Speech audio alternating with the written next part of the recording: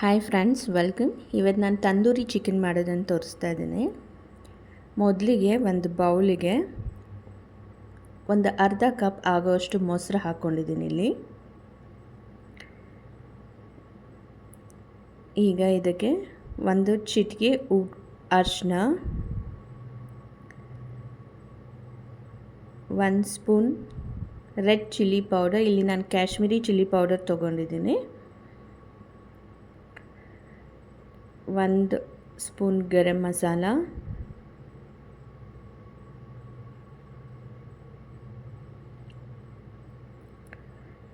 2 spoon ಆಗುವಷ್ಟು ನಾನಿಲ್ಲಿ cornflour ತೊಗೊಂಡಿದ್ದೀನಿ.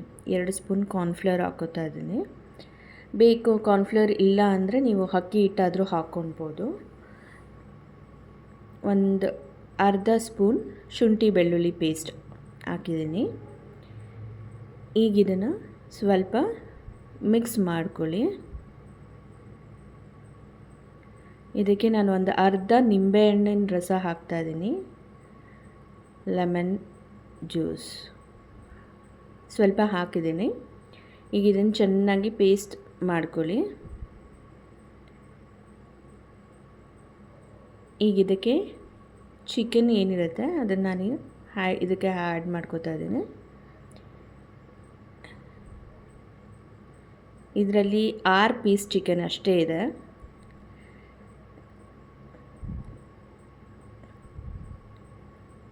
ಇದು ಮ್ಯಾರಿನೇಟ್ ಆಗಬೇಕು. ಇದು ಒಂದು 2 to 3 hours ಮ್ಯಾರಿನೇಟ್ ಆಗಲಿ. ಈಗ ಇದಾಗಿದೆ. ನಾನಿಲ್ಲಿ ಫಸ್ಟು ಒಂದು ಪ್ಯಾನ್ ತೊಗೊಂಡು ಅದಕ್ಕೆ ನಾನು ಎಣ್ಣೆ ಹಾಕೋತಾ ಇದ್ದೀನಿ. ಒಂದು 2 ರಿಂದ 3 ಸ್ಪೂನ್ ಎಣ್ಣೆ ಹಾಕ್ಕೊಳ್ಳಿ. ಈಗ ಎಣ್ಣೆ ಕಾದಿದೆ, ಬಿಸಿ ಇದೆ.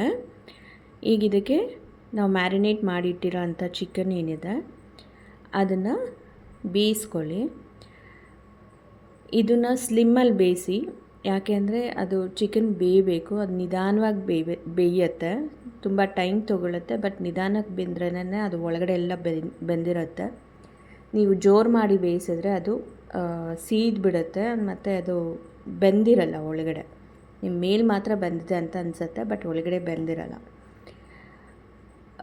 ನೋಡಿ, ಇದು ಆಗಿದೆ ಒಂದು ಸೈಡು. ಈಗ ಮತ್ತೆ ಟರ್ನ್ ಮಾಡಿ ಹಾಕೋತಾ ಇದ್ದೀನಿ ನಾನು.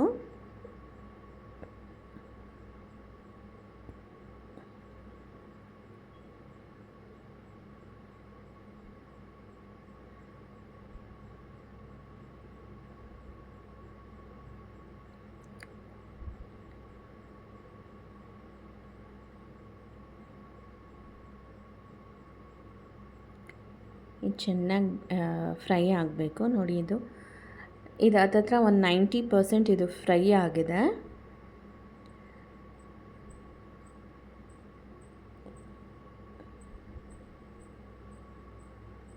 ಈಗ ಇದನ್ನು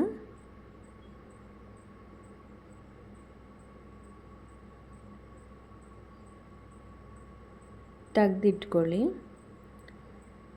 ಈಗ ಮತ್ತೆ ಇದನ್ನು ನಾನು ಡೈರೆಕ್ಟ್ ಗ್ಯಾಸ್ ಮೇಲೆ ಸುಡ್ತಾಯಿದ್ದೀನಿ. ಸೊ ಫಸ್ಟಿಗೆ ಈ ಥರದೊಂದು ಏನು ಬಾರ್ಬಿಕ್ಯೂದು ಬರುತ್ತೆ, ಅದು ಇಟ್ಕೊಂಡಿದ್ದೀನಿ, ಒಂದು ಜಾಲರಿ. ಅದ್ರ ಮೇಲೆ ನಾನು ಚಿಕನ್ ಪೀಸಸ್ ಏನು ರೋಸ್ಟ್ ಮಾಡಿ ಇಟ್ಕೊಂಡಿದ್ವಿ ಅದನ್ನು ಅದ್ರ ಮೇಲೆ ಇಟ್ಟು ಸ್ವಲ್ಪ ಸುಡೋ ಥರ ಅದು ಬೇಯಿಸಬೇಕು. ಅದ್ರ ಮೇಲೆ ಸ್ವಲ್ಪ ನಾನು ಎಣ್ಣೆ ಕೂಡ ಹಾಕ್ತಾಯಿದ್ದೀನಿ.